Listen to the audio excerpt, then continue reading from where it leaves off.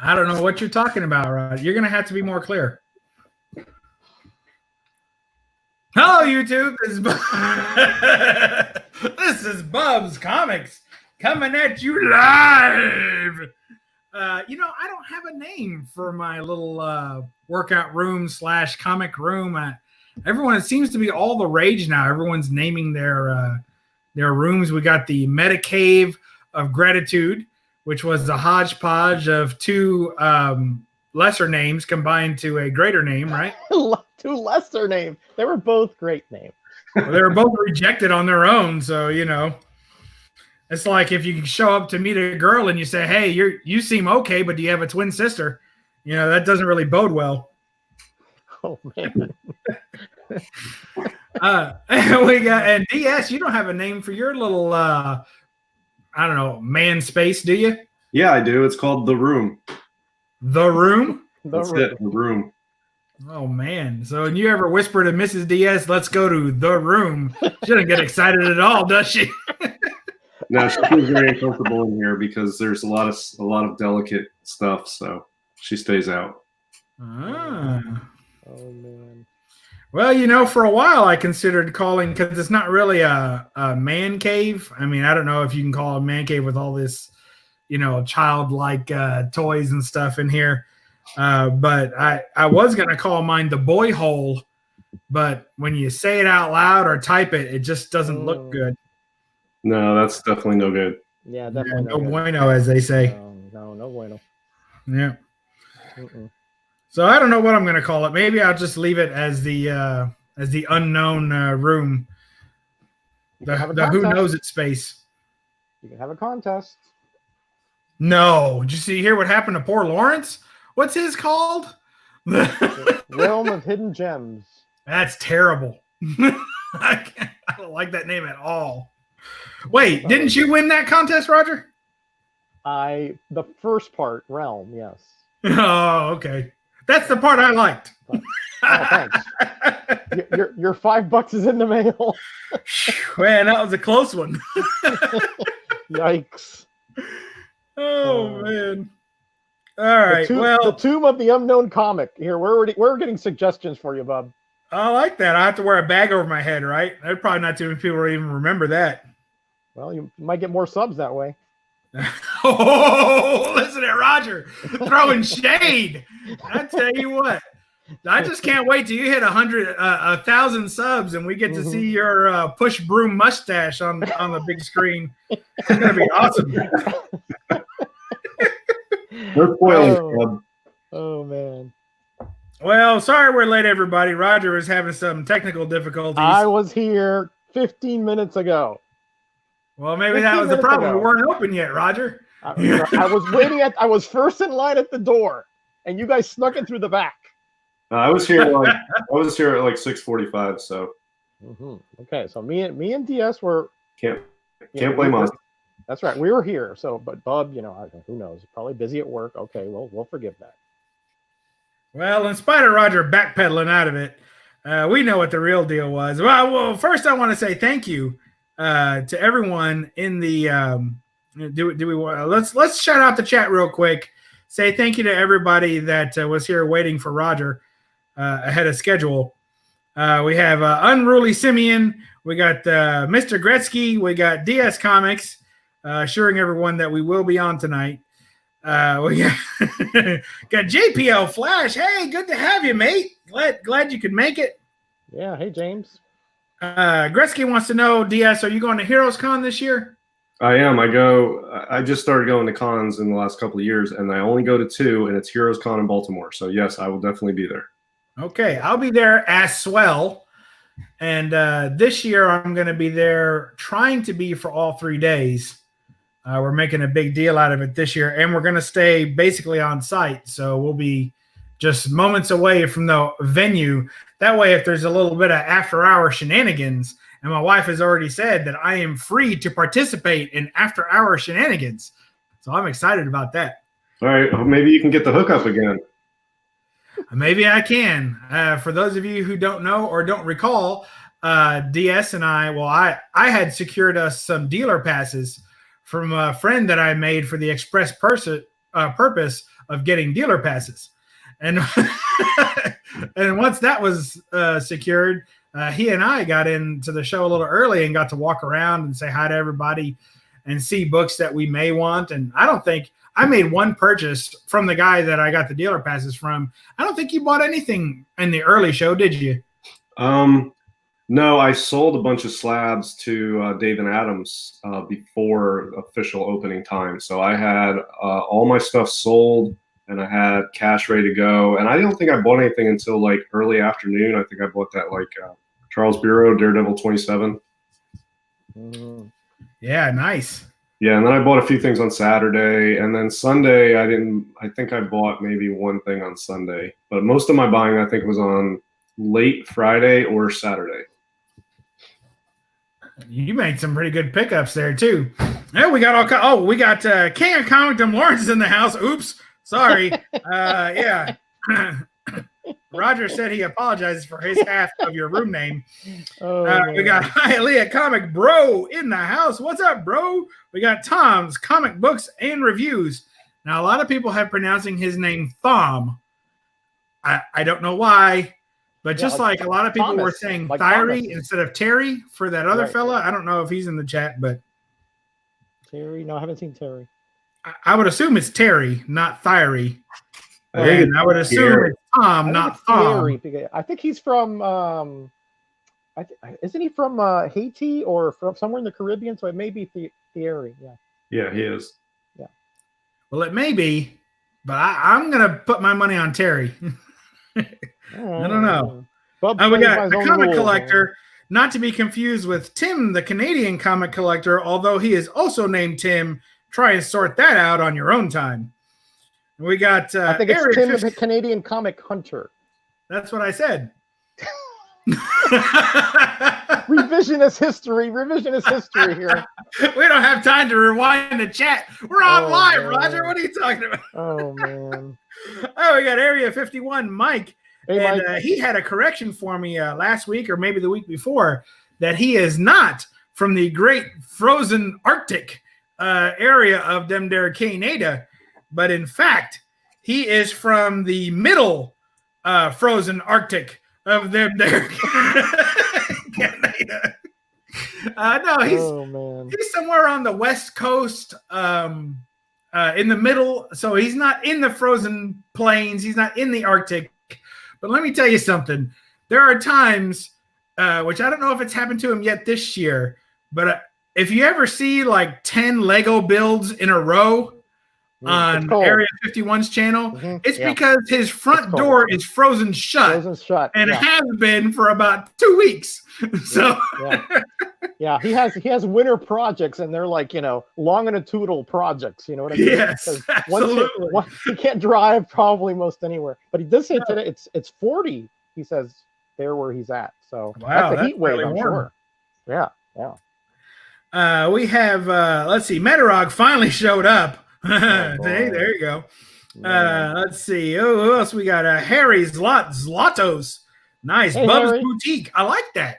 Yeah, that's a pretty good name. That's good. Yeah, I like that. I mean, I would have one of those contests, but I'm afraid of getting stuck with something that I really don't like. But you can choose it, Bub. You don't have to go with what people get their feelings hurt. You notice every time somebody does one of these contests, they always pass it off to some kid or grandkid or wife or something because they don't want to hurt anybody's feelings, unless you're saying, Roger, that you actually selected your own name.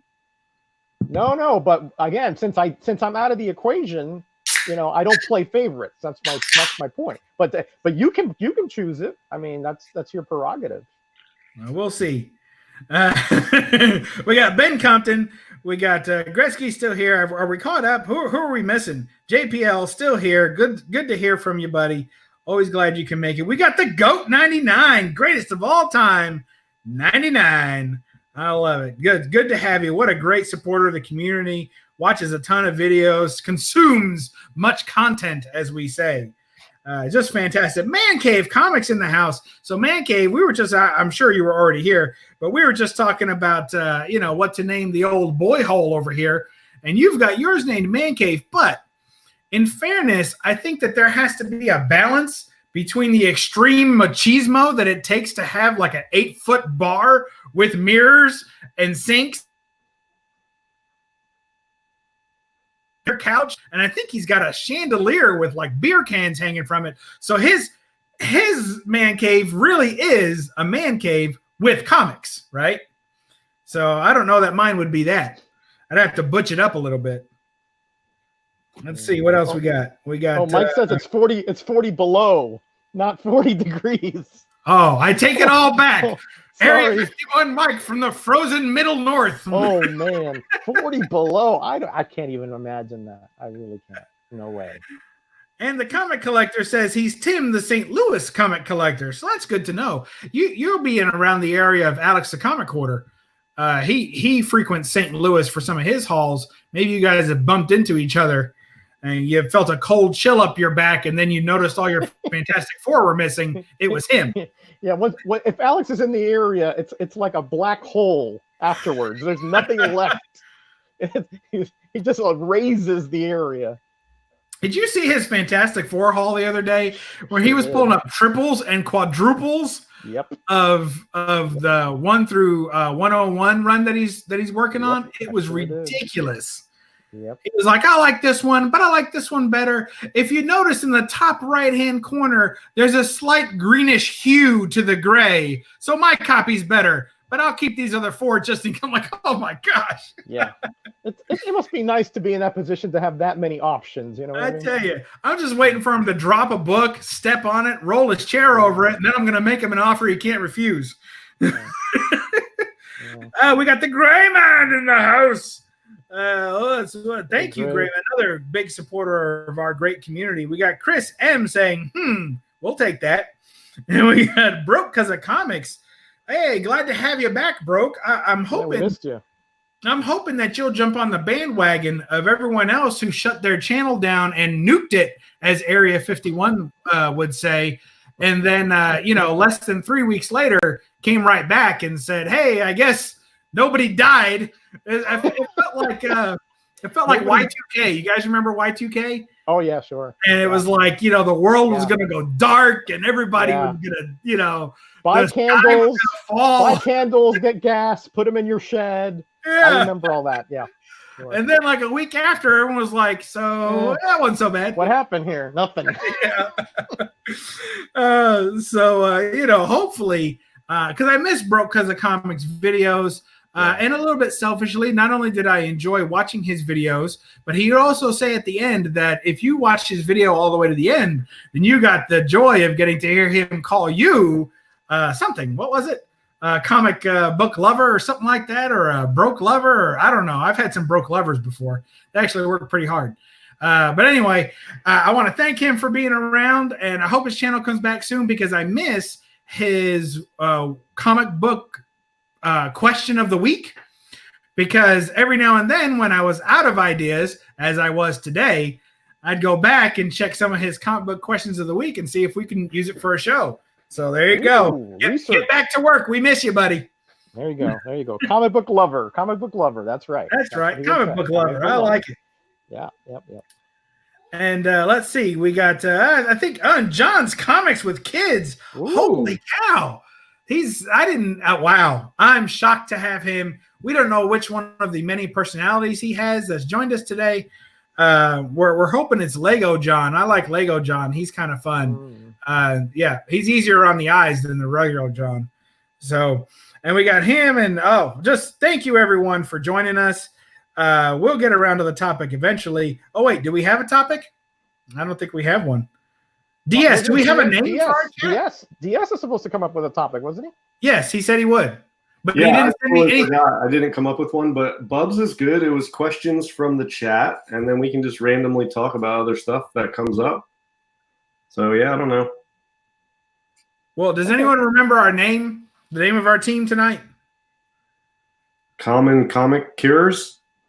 Yeah, that's pretty good. Common Comic Cures. Well, that is a tongue twister, a bit of a tongue twister, that one right there. Yeah. You're welcome, Roger. Yeah, that one is a good one. That's a good tongue twister. Yeah.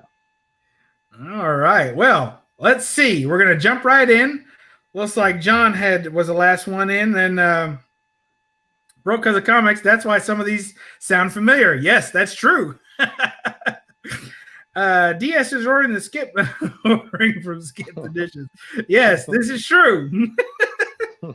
Let's see. Anybody have a question? Anybody have a question for us? The first question we see, we're going to answer. It can be for any one of us or all of us in totality. The royal we, as they say. Could we limit it to questions from, the medium of comic book collecting or comic book related materials? I don't want any existential question. You know what I mean? Yes. Okay. Preferably, let's not ask why water is wet and the flat earth is round or anything. Why is the world round? See, Jackson Roy Kirk. I knew somebody was going to got smart on us. I knew it. Yeah. Why is the world around? Is Roger wearing pants? There's our first legitimate question of the night. Who else? Oh, Goat. Goat wants to know, is Roger wearing pants? Well, no, actually, I am not.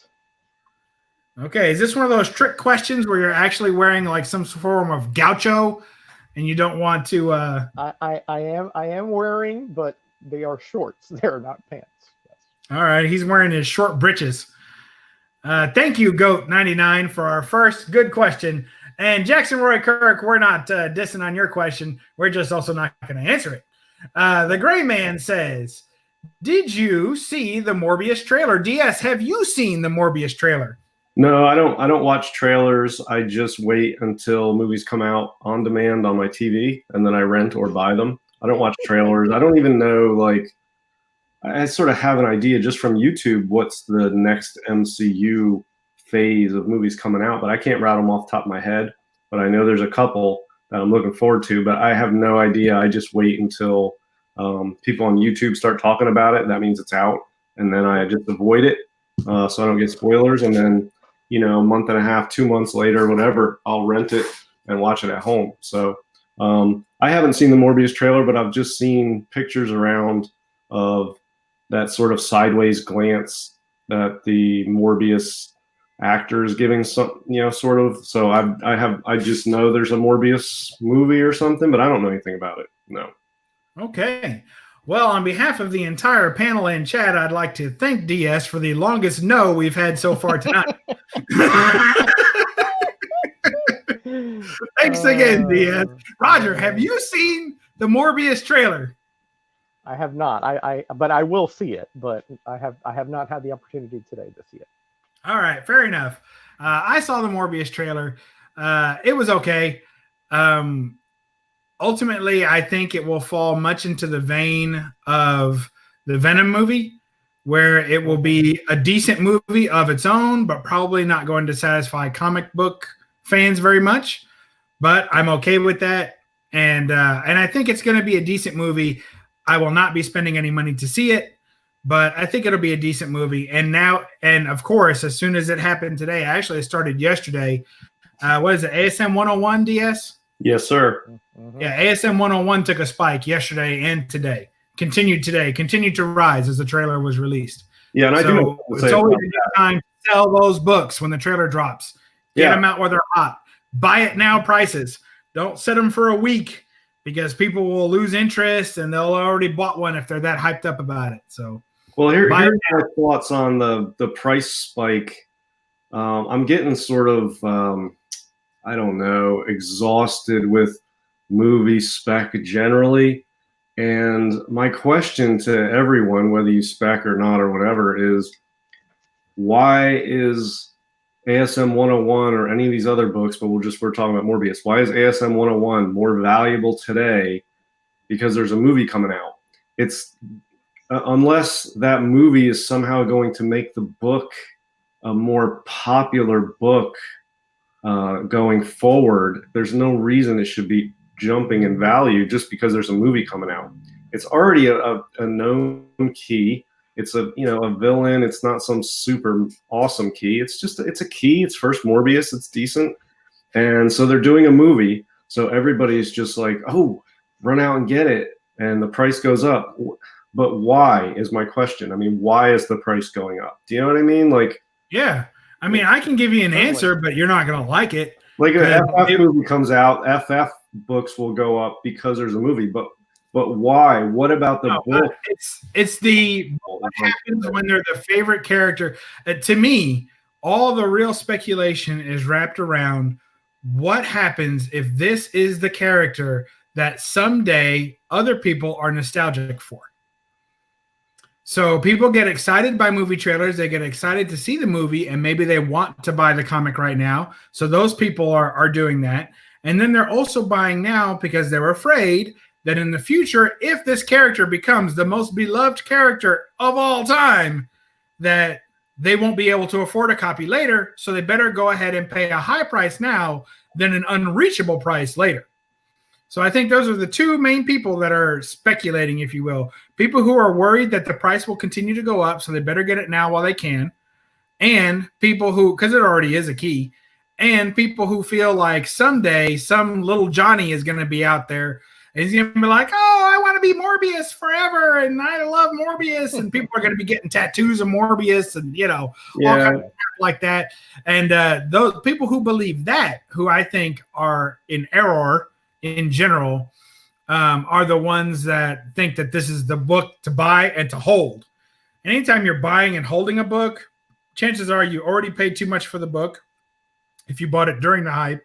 And then also chances are that book's not going to be worth holding. It's not going to mount you the fortune you think it will. But that's a whole speculation game, and plenty of people are making rent based on that. So yeah, but I'll tell you, the definition of a bubble is when the price goes up because everybody runs out and buys it because they think the price is going to go up. There's nothing substantive behind it. It's just it goes up because people think it will go up. And so it's artificial demand with nothing substantive behind it. And every one of these movie trailers, not all of them, there's exceptions to every rule, but they announce a Morbius movie and then ASM 101 spikes because people are running out to get it because they think it's going to spike, because people are running out to get it because they think it's going to spike. It's just sort of a self-fulfilling prophecy with no substance behind it. And it's just a little mini bubble on ASM 101, and it will come back down to earth. It's different. I talked about this the other day. It's different when a movie brings a character out into the light and makes people more aware of how cool it is, where it was overlooked for many years. Like, for instance, Guardians of the Galaxy or Eternals, perhaps. Those are cool books with cool stories and cool characters that just never got any attention. So the movies sort of bring it out into the light. But as far as anything from ASM, is it been in the light ever since it came out. There's nothing new about Morbius. That book is what that book is, and it's already sort of a key, already sought after. And there's an increase in demand because people think the price is going to go up, and that just stimulates the demand, and that just makes the price go up. There's nothing substantive behind it. And I'm getting annoyed over every time there's something announced or optioned or whatever. The price goes up because people buy it because they think the price is going to go up. It has nothing to do substantively with the book. It's just I'm getting tired of it, and I think I think eventually we will start to see something similar to variant fatigue, and it'll be movie spec fatigue. Everything will be. We're getting to that point now where there's trailers and things are being optioned, and people are buying up all the image number ones because it could be the next movie, and it's just like it's getting to the point where it's like variant fatigue, and that's where I'm already at with movie spec. And I'm curious to know if anybody else in the chat or if you guys sort of see where I'm coming from or can empathize with that position. What do you think, Roger? Yeah, well, I essentially agree. I think the answer to the question perhaps is that we as comic collectors have this intrinsic knowledge of these characters. If anybody who's collected or knows anything about Spider-Man knows about Morbius since the early 70s. But when you bring something to a much wider audience, because let's face it, we are a niche society as far as comic collecting, right? No matter what you think, even though it's cool nowadays and all that, it's still very niche. Movies appeal to a much wider audience, millions and millions of movie viewers.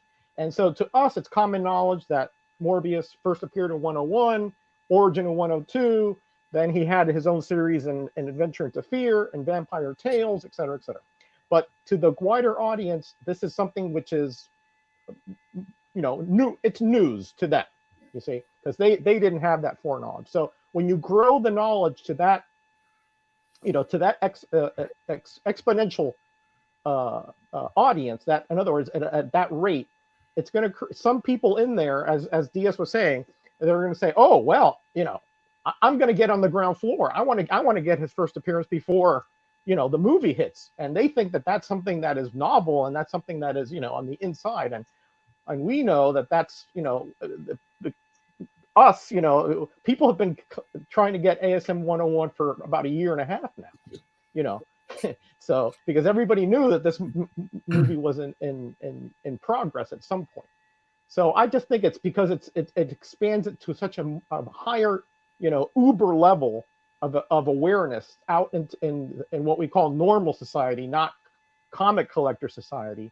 There are people in there who are, like DS was saying, they're investors. They think that this is like day trading or investing in a hot piece of property, that eventually it's going to go up and up and up. And we know that this is a temporary bubble. Time and again, we see that when the trailer hits and the movie is just coming out, is hot, and then it just dives down. Yeah, and I think it's not like in the stock market. If you're in 1985 and you invest in Microsoft, and then Microsoft becomes ubiquitous in the culture, and they become this gigantic company, and Bill Gates becomes the richest guy on earth, and everybody has Microsoft Windows and everybody has a computer. Mm-hmm. Comic book collectors are the only ones buying comics. Joe Blow and mom and pop down the street that have nothing to do with comics, they're not interested in comics, they might be like, oh, I love this movie, I hope they do another Morbius, that was really good, honey.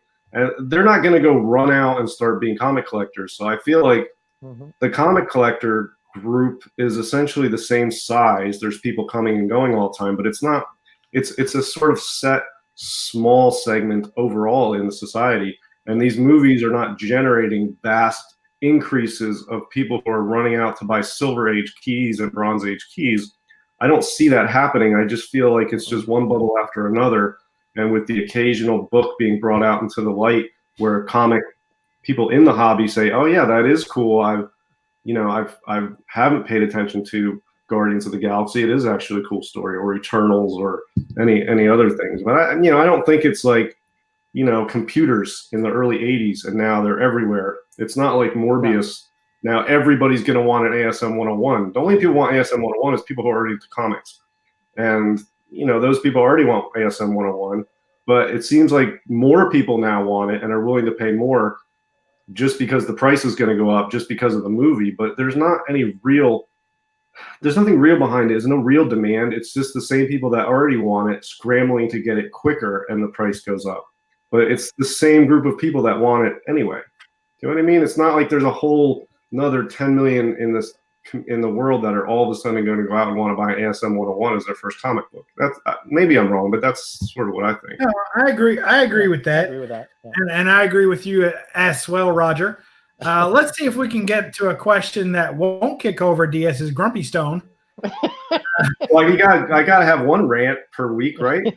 I know, but I'll let you know when you go. As long as nobody asks questions about Milo, we're safe for the rest of the show. All right, here's a good one. We should all be able to say something about. Tim, the comic collector, vis-a-vis St. Louis, says, if you were forced to buy one new title every month, what book would you pick? And since we started off with DS last time, we'll switch it up and go with DS first this time. DS, what do you think? Well, if I was forced to buy one new title every month, what book would I pick? Right. I would assume he means the same title consecutively. In other words, you have to start a run. Yeah, if I'm going to buy a new title every month, what am I going to pick?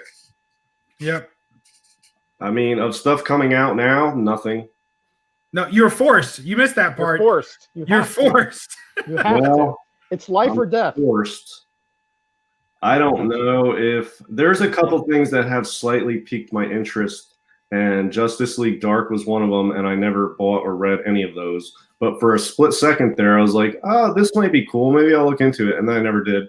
I don't know if that's still a thing, but yeah, I don't know. That seemed cool. I would probably pick something cosmic or dark and scary. Pretty much where I'd go.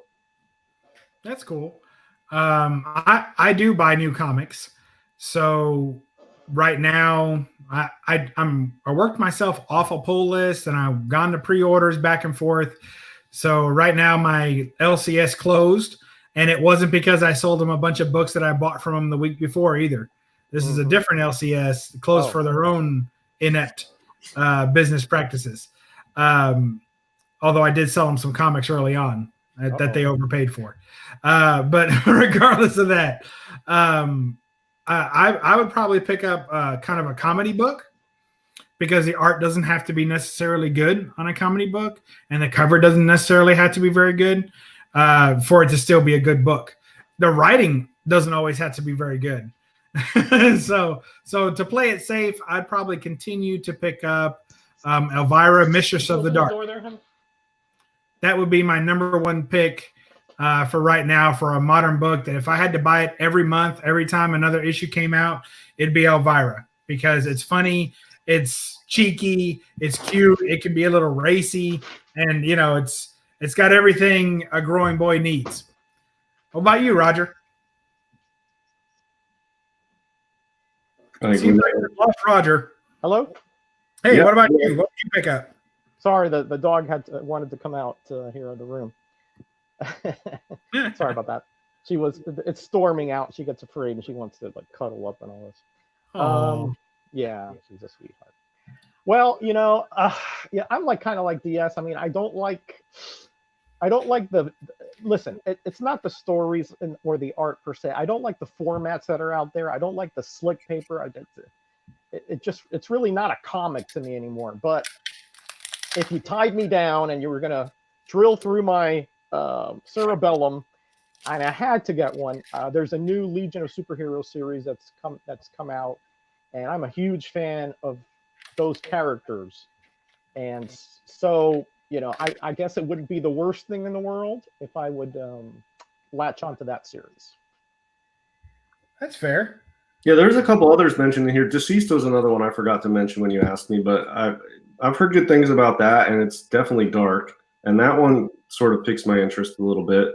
And then I don't know if there's anything related to this out there, but if they totally came up with a well done, creative, sort of new Swamp Thing storyline, a legit Swamp Thing series, not some gimmicky thing, I would maybe check that out.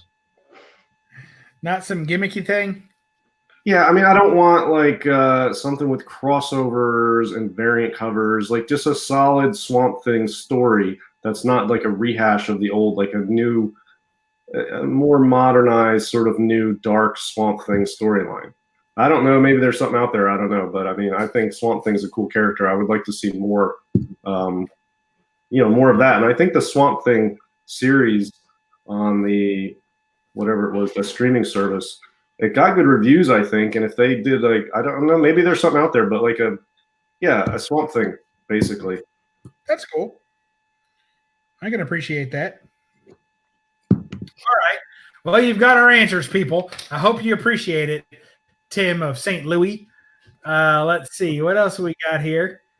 I think that's it. That's all the questions for tonight. Thank you all. Wow, that was a short show. Okay. There was another good question up here. Let me scroll up because I think we missed another one I thought was good. Uh-oh. Oh, and by the way, Bake the Snake's been responding to a lot of. He's had a lot of comments that have caught my eye during that movie spec discussion, and I have a feeling he's about as annoyed as I am with it. But I agree with what he's saying, and that's sort of all that stuff he's saying is right. But it annoys me, the movie spec. I'm getting tired of it. I think he's sort of there the same way too. I think a lot of us are, DS, just because as comic collectors, when that happens, it's sort of like we're being raped. You know what I mean? It's we want it for a different rationale than a commodity or a quick flip, or most. Yeah. And I might sound like a hypocrite railing against movie spec when I'm flipping books. But look, I will flip an ASM 101. The only thing I need to know is what does it go for and what can I get it for? If there's a difference between the two, I'll flip it. I flip Eternals not because there's a movie, just because I'm getting them cheaper than what they go for. If they were going for $50 and I was getting them for $5, I would flip just as many. They're going for $300. I'm getting for $75. Same deal. It just ups the price on both of those ranges for me. So I don't really care why it is what it is. I'm just trying to get it cheaper than what it's going for. That's fair.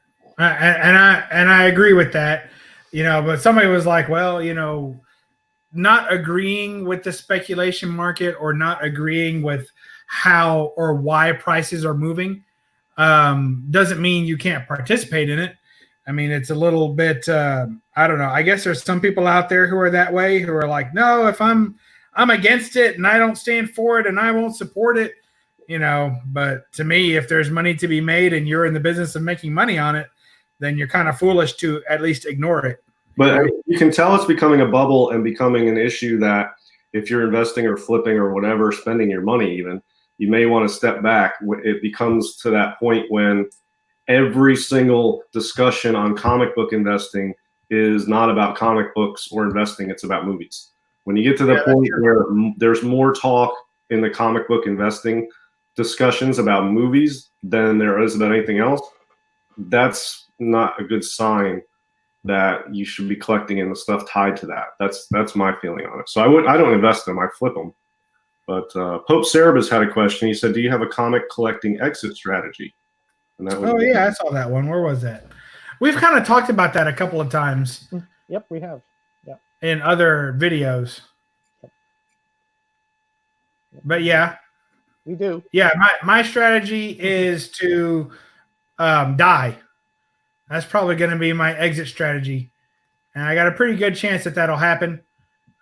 So at that point, I'll stop collecting. And if my eyesight ever gets too poor to be able to enjoy them, then maybe that'll do it for me too. What do you think? Yeah, my exit strategy is I don't want to have a lot of stuff, but I want to have things that are in demand that can be as liquid as possible for these assets, to have copies that don't have a lot of sort of, I don't want to say defects, a lot of conditions that put a lot of buyers outside of the demand for it. Like I don't want restored books. I like to have unrestored, high demand, good value, slabbed books, so that, yeah, the exit strategy, nobody plans when they're going to have to sell books. Things come up in life. You might have to sell stuff. You might just lose interest and want to sell them, and or you just might get old and pass them on. Or like Bub, you just might die and then your family has to deal with them.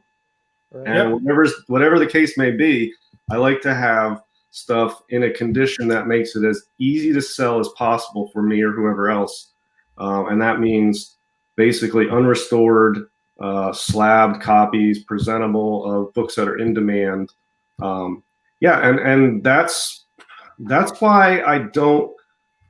There are a couple phrases that float around in the community a lot, which just personally for me they don't work, but I totally get other people buy into those. But so I'm not knocking that if this is like what you do, but low grade better than no grade, not for me, because of the exit strategy. If I have a bunch of low grade stuff, that's not as easy as a bunch of decent grade. And I'm talking like, beat up, restored, 1.0s, incompletes, like really low bottom of the barrel grade stuff.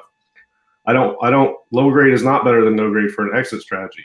Also buy what you like.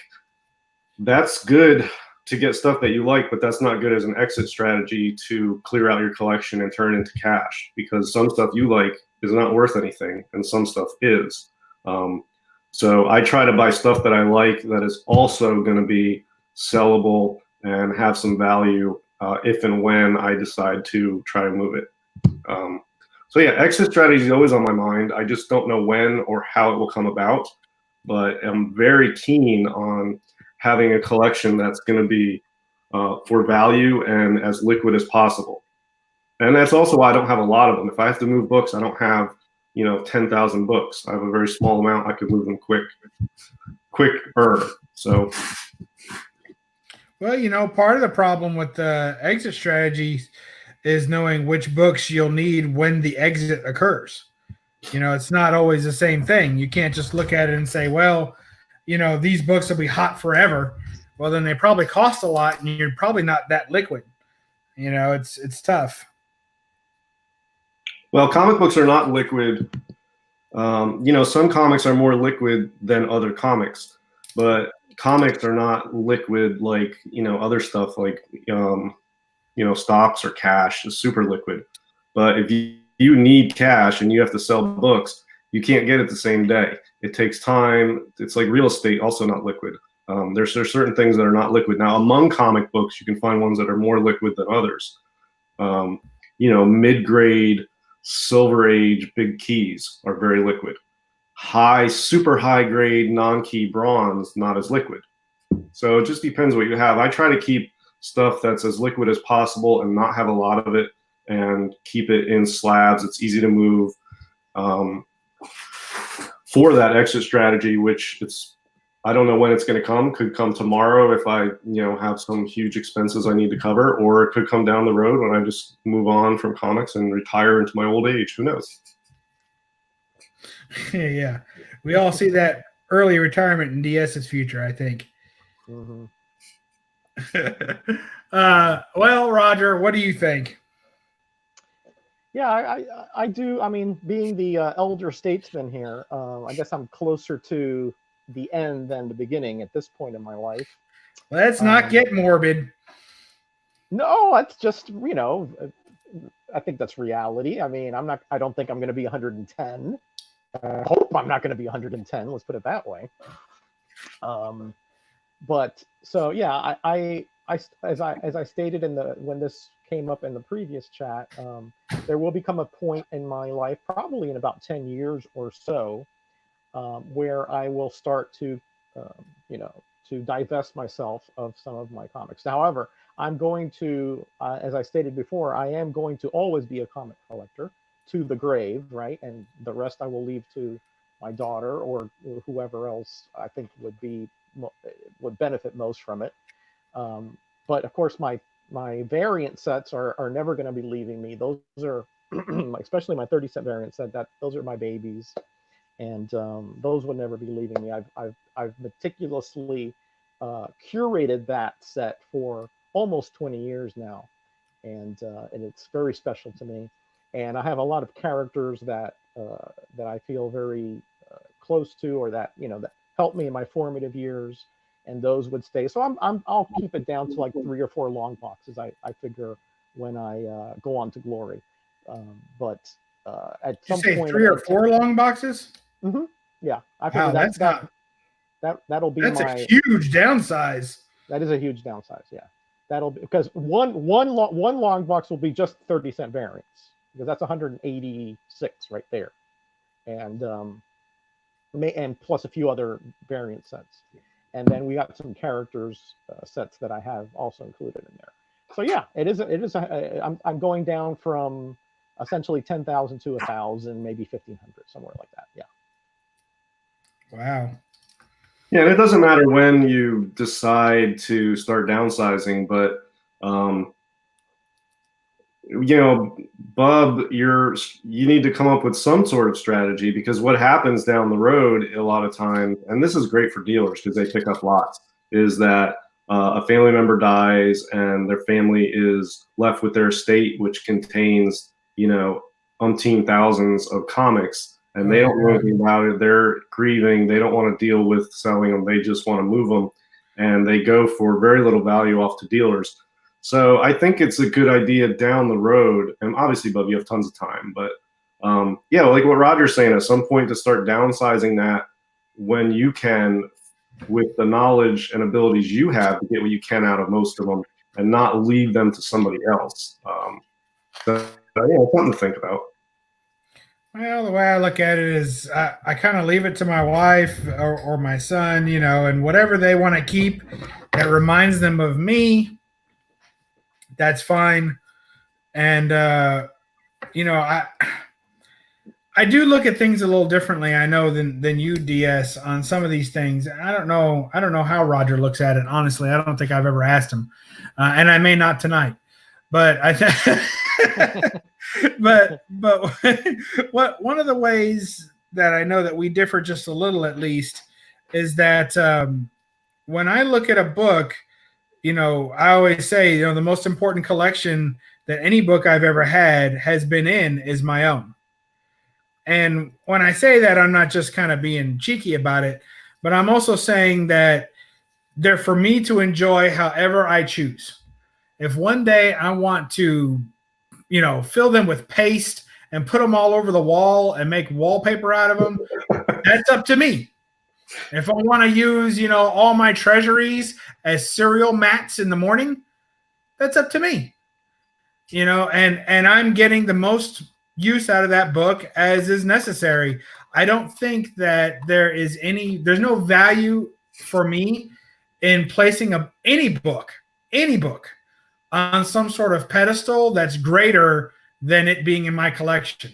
And that's why sometimes when people are real slab heavy and they're like, oh, I'm buying a bunch of slabs and I have to get this book and preserve it and I have to slab it to preserve it. I'm like, preserve it for who?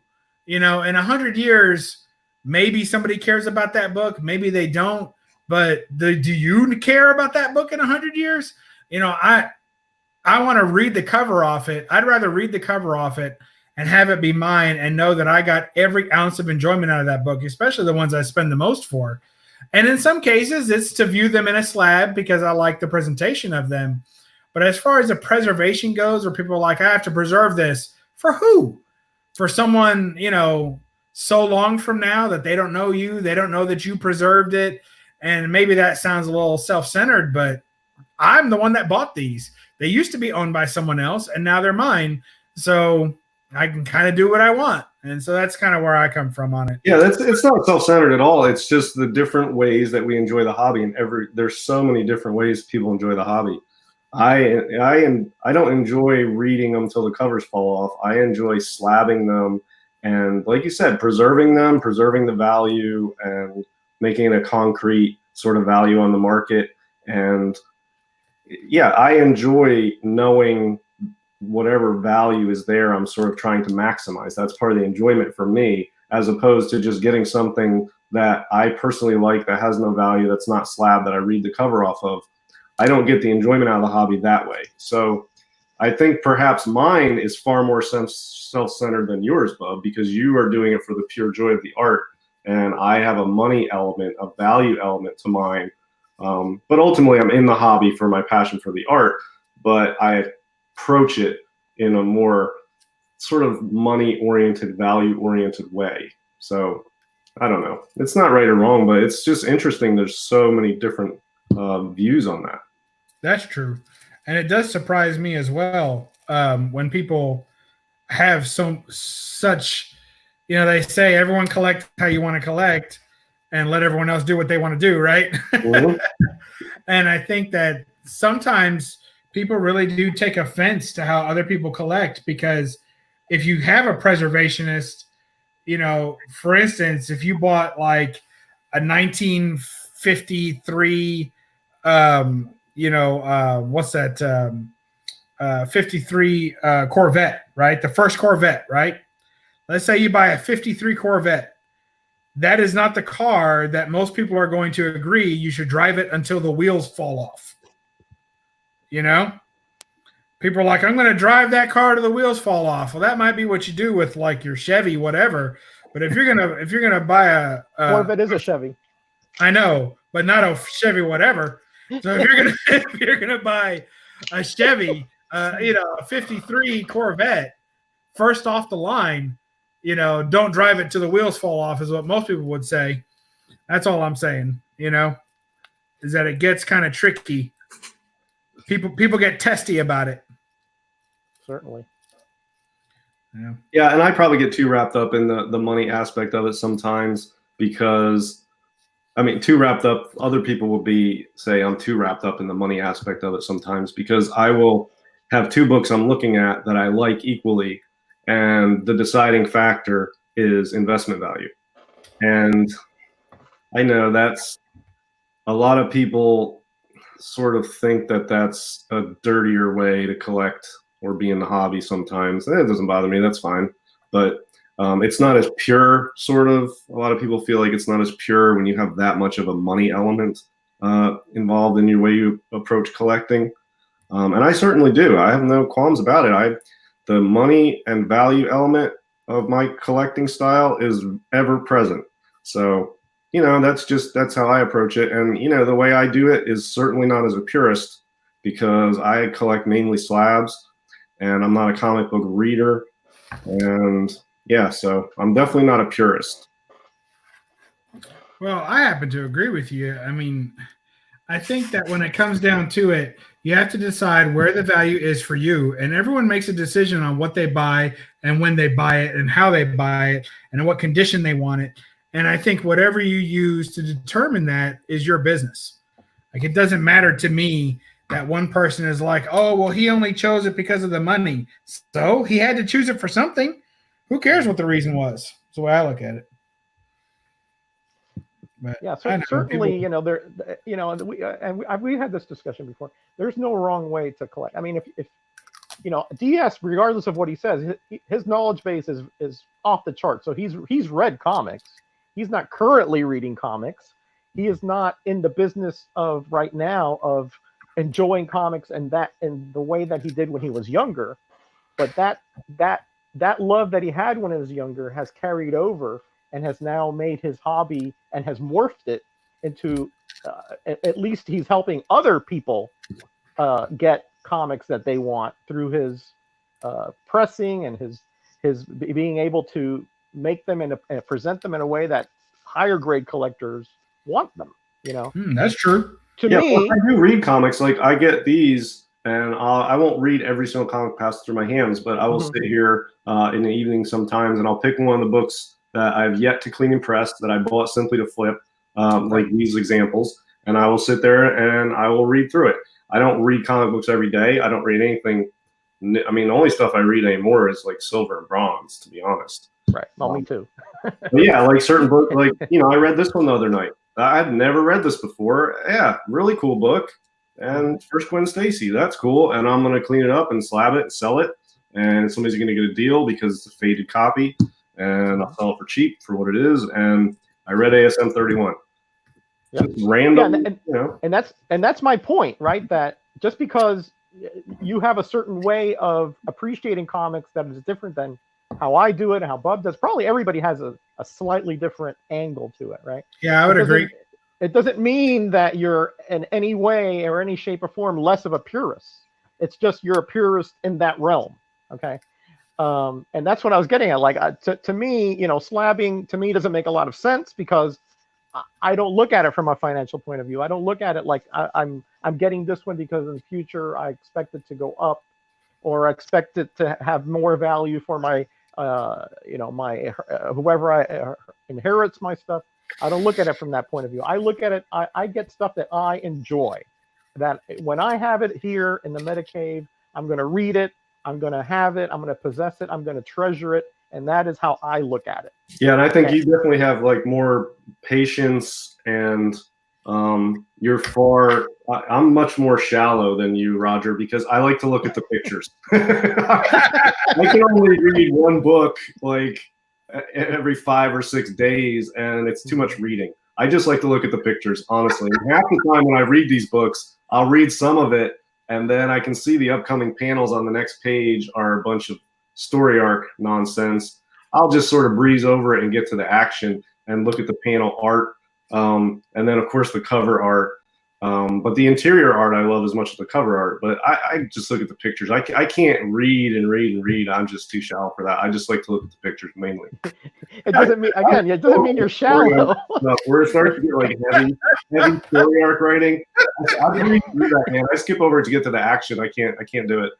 Listen, you've gone into some of our when we do graders notes, right? You've come into some of those episodes, okay?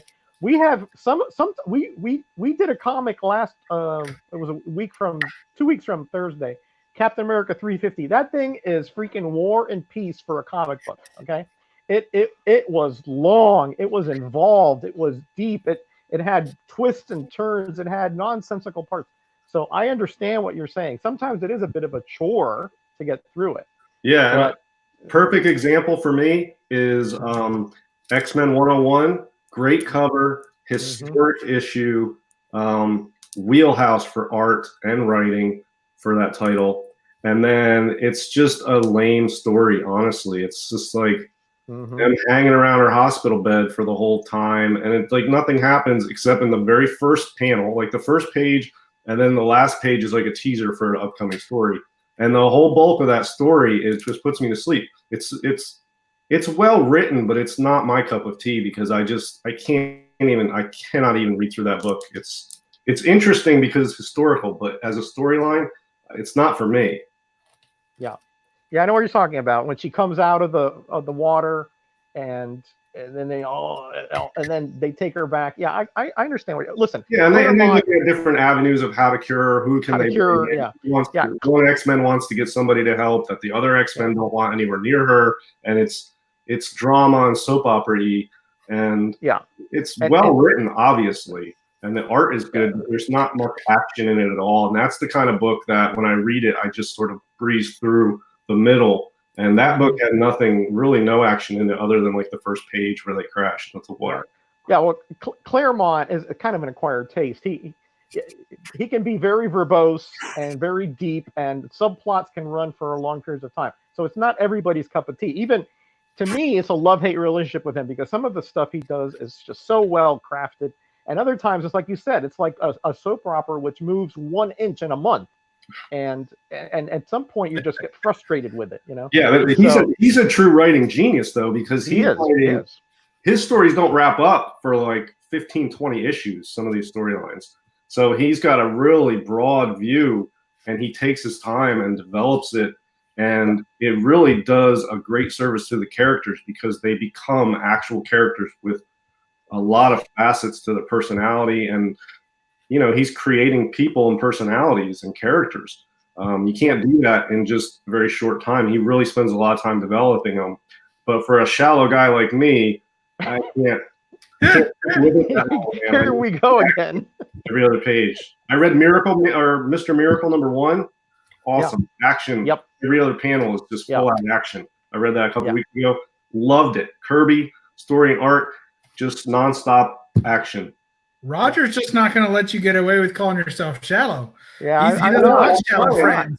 I mean, you have tastes like we all do, and again, but listen, this is a point. I guess I'm getting off topic here. This is a point that I've made though when you're talking about reading and collecting comics.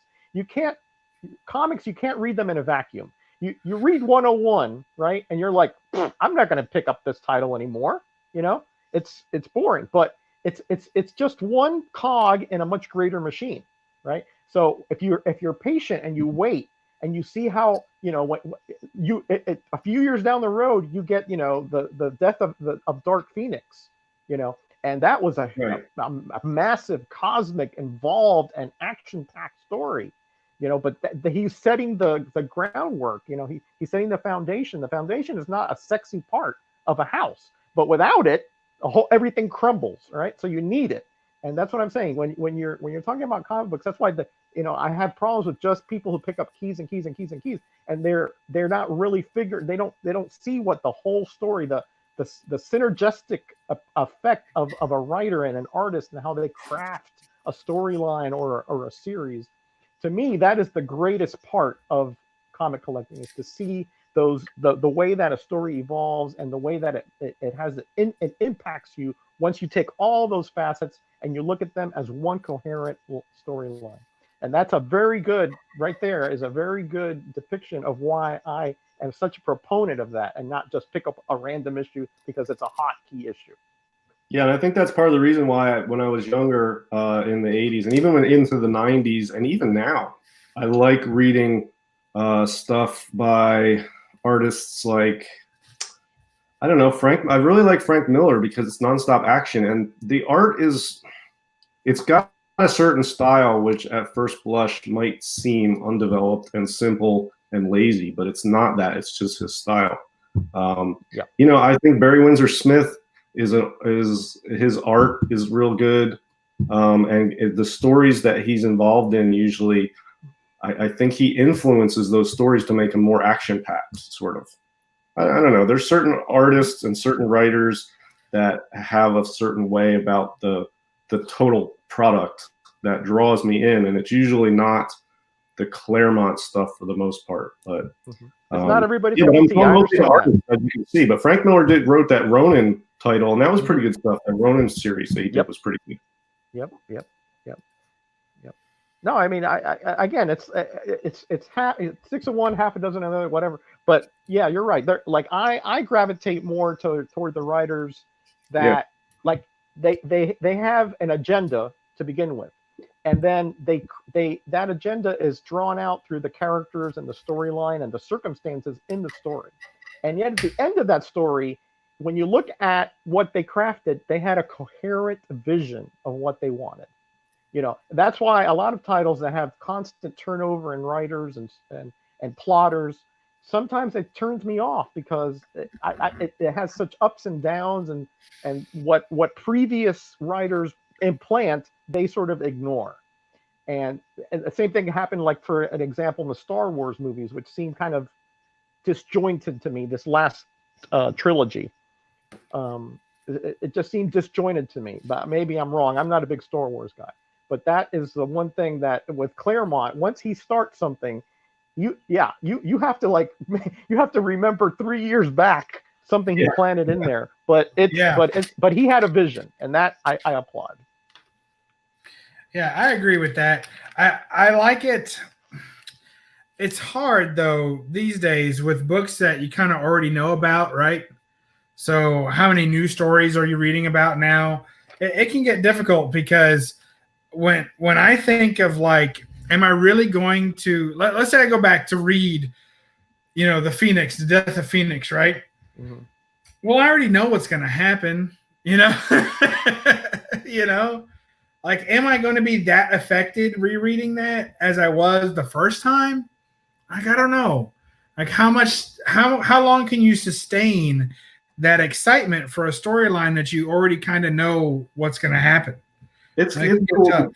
It's cool to go back, like, after a while. It sort of brings you back to the time when it came out and the other stuff that was going on with those titles and those characters and just Marvel stuff. And generally, when you read the X-Men 101, and then especially after the X-Men Phoenix movie came out, to go read 101, and they just totally changed it, which I'm fine with. I don't have a problem with movies don't stick literally to the comics, but I thought the comic had a better beginning than the movie. I don't know why they changed it so drastically in the movie from what actually happened in the comic. That was far more exciting beginning to the comic than in the movie. Yeah, that's always frustrating when the comic is even simpler at times. And it's like you really came to this overcomplicated crap. Why didn't you just follow the source material? It's epic.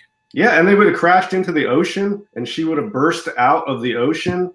And instead, in the movie, they did it sort of in a non-exciting way in space. And it was like, and they sort of got her back and brought her back down to Earth. It wasn't as climactic as in the comic where they crashed and like, where is she? What happened? Is she dead? And then she bursts out of the ocean and she's a phoenix. And then she collapses and they're trying to figure it out. So, yeah. Well, I think they were trying to differentiate it from when the X-Men movies did it, the other X-Men movies. Because, they'd already done the storyline once. Did they? Yeah, sort of. Yeah, sort of. Yeah, kind of. Yeah, they touched on it pretty heavy. Yeah. And they kind of rushed through Phoenix and got right to Dark Phoenix. But they had already done it in the movies, and she had the big kind of water scene and everything. Yeah. They didn't do it as grandiose. Oh, you're talking about the one of the real old X-Men movies, like one of the original ones, right? Yeah. Okay. Yeah, I don't like the old X-Men movies. I like the new ones that people apparently don't like Days of Future Past and First Class, Apocalypse. I like those movies a lot. All right, DS, just tell everybody what your favorite comic book movie is of all time so we can dismiss all your movie reviews from that point forward. Let's get that out of the way. I'll tell you, I am starting to get a cult following on this, and I like Batman and Robin with Arnold Schwarzenegger as Mr. Freeze and George Clooney as Batman, and it has the most retarded, awesome, campy Bane ever. Way better than this new, talking Bane. That guy just roared and made sounds. Way better. Pump Full of Poison by the cool Poison Ivy. Yeah, way better. Oh, best comic book movie ever right there. Well, there you have it, folks. Again, he says that Bane was awesome. You see what we're dealing with. Okay. We're making lemonade here Hey, on yeah. BUB'S Comic Channel tonight on the No Faces Comic Chat. Yeah. Doing the Opinions best we differ. can. Opinions differ there, but man, I had a hard time watching that movie. That movie, I can't tell you. Whew. That may be the number one movie that I have tried to watch on several occasions and continuously turn it off. Well, it's just visual and the script. It's just total camp, and it's meant to be that way. And it's fun and interesting in sort of like a Warhol Campbell Soup work of art. You know what I'm saying? You look at that and you're like, what the hell? That's a retarded painting.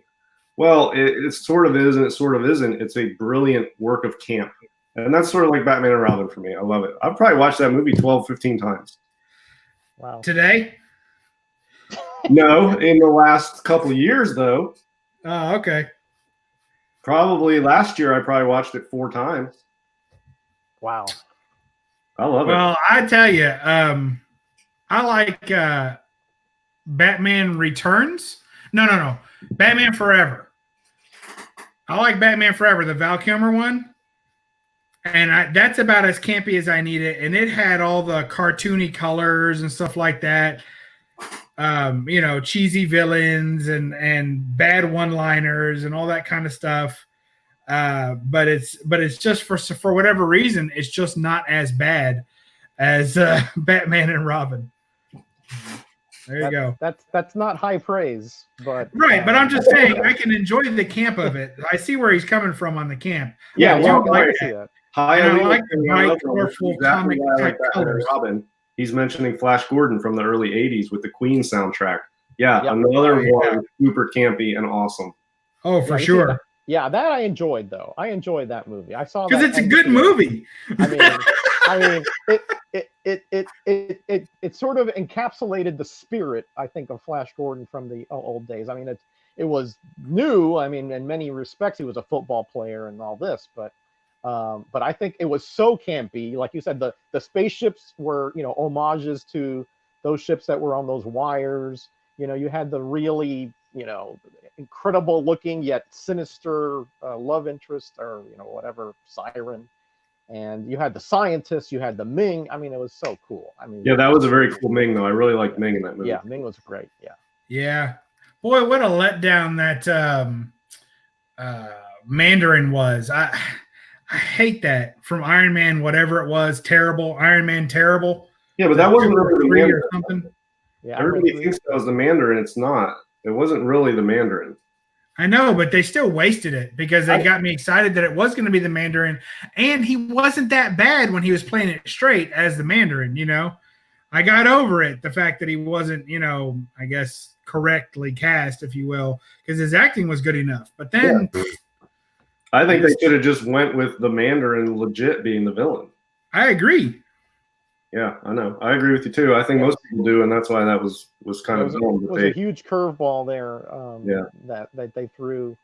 And, again, I understand that they want to make things different and fresh and surprising and, just so that they have, they can say, hey, listen, we wrote the screenplay. This is our, IP or whatever. But it just was not well done at all. It just was not well done. But I'll tell you, anybody who wants to set up a debate sometime with me to debate which Batman is better, Batman and Robin, guaranteed to win, by the way, or the Danny DeVito Penguin Batman, I'll be happy to do that any day, because clearly the Danny DeVito Penguin Batman movie is worse than the Arnold Schwarzenegger Mr. Freeze Batman. They're both pretty unwatchable. Of course, you got Michelle Pfeiffer to get you through the Danny DeVito Batman. I was going to say that's the only redeeming quality, as far as I'm concerned, of that movie. And all you get in the other one is Uma Thurman, and she is a replacement. Well, the other one has the one I'm talking about has Batgirl too, because Alicia Silverstone's in that. Yeah, true. I thought she wasn't a bad Batgirl. I guess I liked Alicia Silverstone already, so. Yeah, she was okay, but oh man, come on. I can't watch that movie. I've tried. I mean, the only thing I will say, this is the only thing I will say, DS, that the Mr. Freeze, the puns and all that he did, those were mildly entertaining. I have to admit, right? But but everything around it, you know, just was so awful. I mean, the acting was just so terrible. I mean, I didn't buy a second of it, you know. I just, even if for a comic book guy, I mean, I can immerse myself into the stories and sort of have an eye toward, you know, taking all logic away. But it was so bad. I mean, just it was one of those things, like, you know, like Bub was saying, I've tried to sit through that movie so many times and I've just been unable to. And believe me, I've seen a lot of bad movies, a lot of them. Okay, trust me. He's no stranger to terrible movies, DS. Okay? He wants you to know that. Yeah, I've seen Hudson Hawk. Okay, I mean, it's not for everyone, but if you like trippy, campy, cheeseball movies, Batman and Robin's a good one. That's all I'm saying. That's like saying if you like dysentery, go eat sushi from a gas station. Yeah. That's a pretty close metaphor. Yeah. Well, I mean, bad movies will find me without me needing to seek them out, is what I'm trying to say. I buy sushi from Walmart. It's actually not bad. Oh, man. Well, we're glad you're still with us, DS. Yeah, that's yeah. I hope you have a strong digestive system. Yeah. Oh, man. All right. What else is going on? I haven't seen the chat in forever. What's going on here? I don't know. I'm working on a book. Good. Glad you guys all made it. You're working on it. You're like doing restoration there? Yeah, I'm doing a resto. Man, wow. You want to see it? Sure. Let's see it. I was removing some old cello tape and replacing it with document repair tape. DS, you use this stuff, don't you? I haven't used it yet, but I bought some to repair a Golden Age book that CBCS listed as half of a page detached. And it actually meant that the page was ripped in half and the half is still there, but not attached. So wow, I'm going to tape it back on. But that's one hell of a way to use the word detached when the page is ripped down the middle and the ripped part is just there. Yeah, that's how it happens. They'll just put whatever they think will get you to buy the book. Yeah, I mean, it was a CBCS 5.0, and it's had a note that said half of 17th page detached, and that's the centerfold. So I thought it meant that, you know, half of it's detached from the staple or something, but no, it meant that half of the page is torn down the middle, sort of the way a subscription crease type thing, right down the middle from top to bottom, tore off cleanly, and it's still there inside the book, but not attached. So that's what they meant by detached. So that was a little surprising. So I'm going to take that. Is that an ulu? What is that? Talking to me? Yeah. It's a blade. Yeah. Yeah. It looks like some kind of you know, middle ages torture device. I mean, like bloodletting or something. Yeah, I guess it is. It's kind of it's got a nice thumb hole in it, and it's very good for opening packages. And I've got the very corner of it as sharp as I could get it, and it's good for prying up tape or for flipping back over. Because some people are like, they'll like to use these, you know, and I do use that sometimes. Mm-hmm. But the problem is that if you're not careful, you'll catch the edge and shear off a piece of paper. Yeah. So you want something pretty thick. You want something sharp on one edge, but then thick the rest of the way through, so you can manipulate it carefully. And that's why I use this, because it's very sharp on the tip, on the edge. It's razor edged, but then I have a thickness there that I can use. Once I get a wedge, I can flip it and have a nice flat kind of stone part. Yeah, DS with his weapon of choice. Here. Yeah, that's what I'm talking about, DS. That. Well, a lot of people will use little like box cutters, but that's dangerous on a book. Yeah. As we're all medieval daggers, they're talking about that stuff being dangerous. But yeah, this is super sharp and it's rounded and it's big enough to work with, and I can sort of hold it like this and scrape, and yeah, it works good. I use this on comic books a lot, actually. Yeah, the bigger knives, and plus you have more grip and control over it. Right. That's one thing you definitely don't want to give up when you're working on these books, is your control over what you're, you know, it's all a delicate process, of course. The chat is saying that looks like a Klingon weapon. A bat left. A bat Oh, left. and DS. Here's a tip for you when using this tape DS, because I know that you're going to end up using it soon. So you'll see a lot of people in review videos and stuff talk about how hard it is to separate from the paper. Yeah, I already tried. It is hard. Yeah. So what you do is you cut about just a 1/4 inch in front of it, and then you pull it back like you would peel an old garbage pail sticker or something. Yep. And then the little edge just pops right up. All right. And then you just give that a shot. peel it up, straight up, There you go. like that. New series, Blades and Books. Man from Beantown says. I'll tell you though, if you're cleaning comics or you're Oh, starting to that's a get good into it one. or you want to learn how to clean comics, there's a couple essential tools to start with, and then you can experiment with any range of other things. I think ETN that's true. wants to even experiment with bread to see how that would work. So you can try anything, but essentials are a non-polymer eraser and a very sharp knife. Those are two very essential things. Yep. For cleaning comics, Wonder Bread back in the day. comics have stuff stuck on them that's on the surface, and you have to scrape them with something razor sharp. But an X-Acto is too pointy and straight. I like to have a sharp, sort of heavy, round implement that I can maneuver easily that has a round edge and is not going to catch. And Yes. yeah, a nice big blade like me or Bub have, that's an essential tool for cleaning comics, really is. I agree, but you never see anyone talk about that.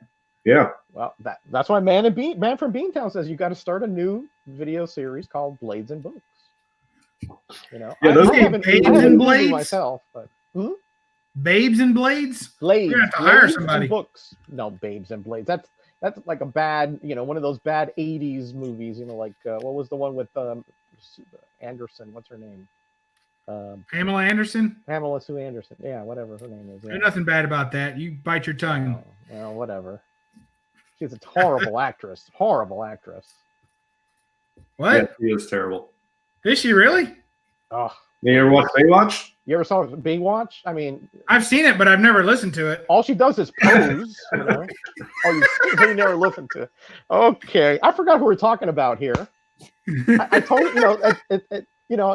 in my mind, I actually think I'm talking to a different person than Bub, and of course I should know better after doing this for a year now. And you thought I It was works out shallow. well for you most of the time, Roger. I tell you, you got You me. thought I was shallow, Roger.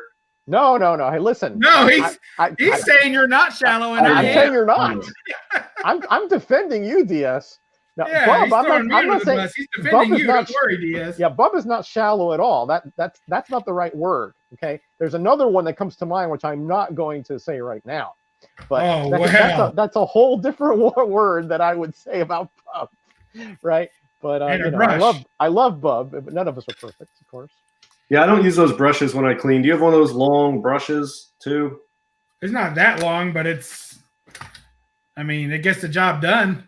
Yeah, I don't see the need for one of those. Everybody has one. I'm sure it works good, but I have a cotton glove that I'm wearing on the hand that's touching the book, and I just use that lightly to rub anything off the book. I don't feel the need to have a brush. The cotton glove works good. I just sort of wipe it off. Well, I don't know. I didn't used to have one, and then I pressed a book that had a piece of eraser shaving on it, and it pressed in, and it like melted the eraser onto the cover. Oh yeah. And from that point on, I was like, "That's it. I'm getting a brush," and I've never had a problem since. So maybe it's overkill, but it turned out to be something that I needed. I'm the exception. Everybody else has the brush, so that's fine. I mean, whatever works for you. Cleaning comics is sort of like you just sort of come up with your own system, and you can come up with any number of things that work for different purposes. So I feel like there's a lot more variety in how to clean than there is in how to press. Pressing, I feel like there's a right way, and then there's a lot of other ways that are just more wrong than that. Whereas cleaning, there is no right or wrong way. It's just whatever works. I agree with that. Well, there you go, guys. It's clean. Nice. Is that number 40? 41. 41. All right, first gold suit. First gold or second gold? Yeah. Is it? I don't know. It's first or second. I forget. It's the third appearance of Iron Man. So how many? I think he wore a gray suit in just the first. Yeah. So it'll be the Just second gold, I think. Okay. There you go. That's cool. Sorry to be multitasking. Well, it's your show, Bob. So your prerogative to do whatever you wish.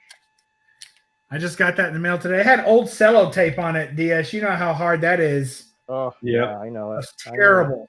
Was it like brownish or yellowish already? Oh, it's totally yellow. Totally yellow. Yeah, I've seen So some that here's was so old that literally, when you tried to peel it off, it would disintegrate. It just That's what happens. It just crumbles if it's the old enough. cellulose totally had just had come apart.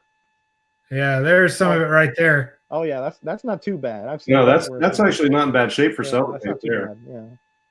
Well, if it was in worse shape, it would have come off easier. The older it gets, the easier it is to get off. Yeah. I had a Golden Age. I forgot what it was. One of those weird titles, and the back had a split, and they put.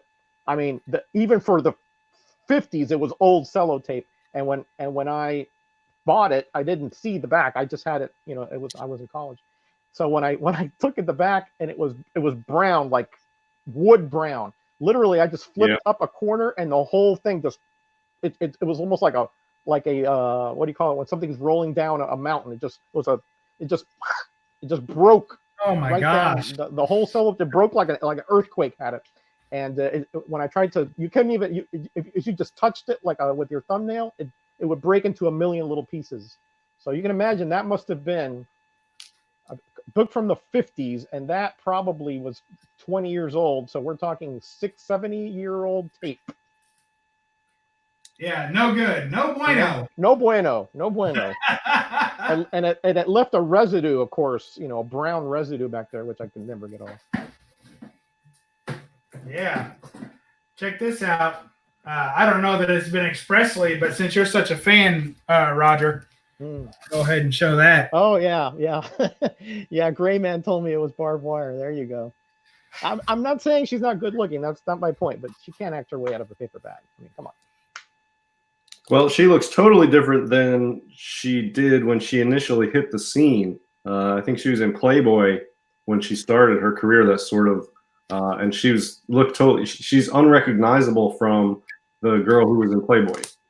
She had so much work done that she doesn't even look like the same human being anymore. At that point, even. Oh, okay. So enhancements, I'm assuming you're talking about. Yeah, and on top to bottom, everything. Top to bottom. Wow. The face is not even recognizable.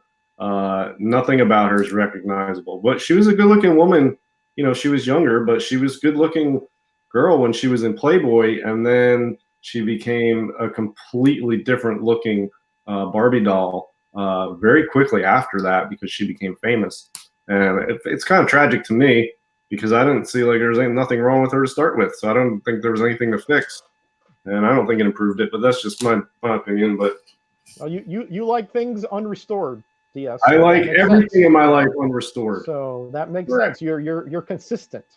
Right. Yeah. I like presentability. Whatever I have to do to make it that way, I'll do it. I knew Bub was going to come up with that. I knew it. I knew he couldn't help himself. And remember, it's all for me to enjoy, not for the next guy. Not for the next guy.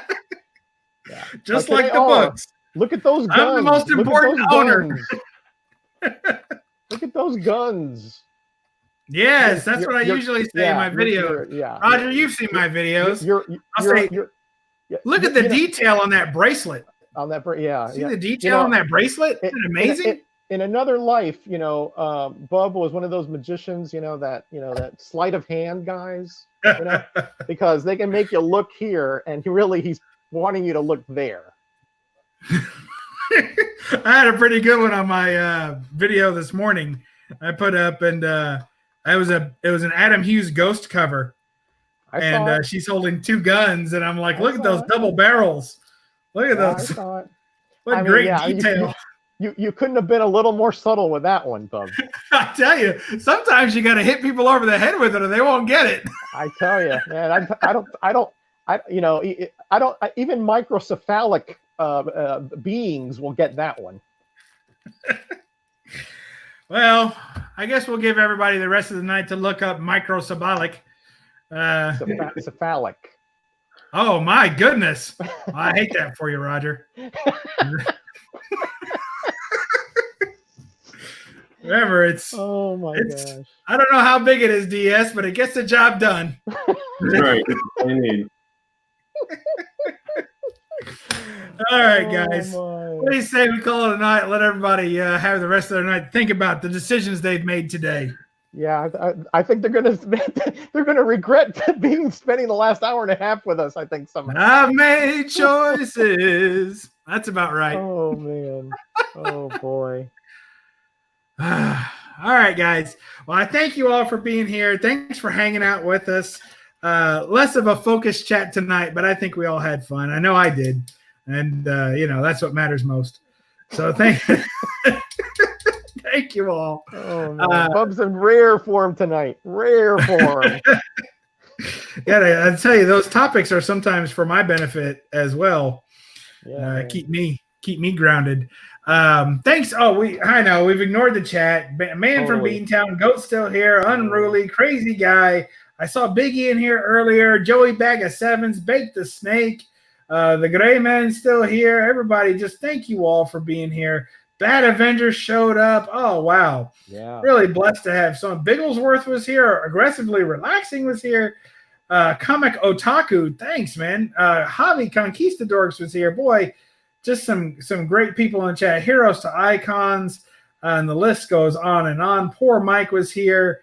Yes, so thank you all for being here. If we missed you, we're sorry, but we didn't miss you. You were here. You're a part of the show. That's right. Ben Compton was here, and now he just popped in here at the end also. Thank you. Thank you for being here. And we'll catch you next time in No Faces Comic Chat. You got anything else going on in your world there, Roger?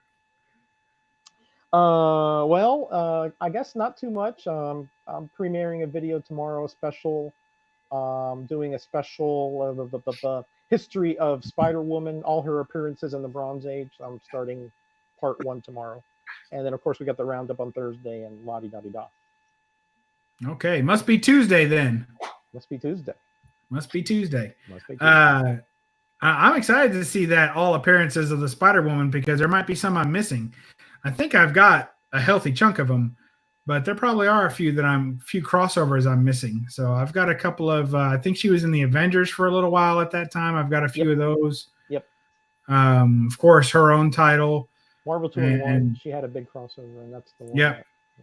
So good deal. I look forward to that. What about you, DS? You got anything going on in your channel we need to stay tuned for? Well, I've got a CGC box coming back, I think tomorrow. I thought it would be here today, but it didn't arrive. So hopefully tomorrow, and I'll do probably a live unboxing of that in the afternoon.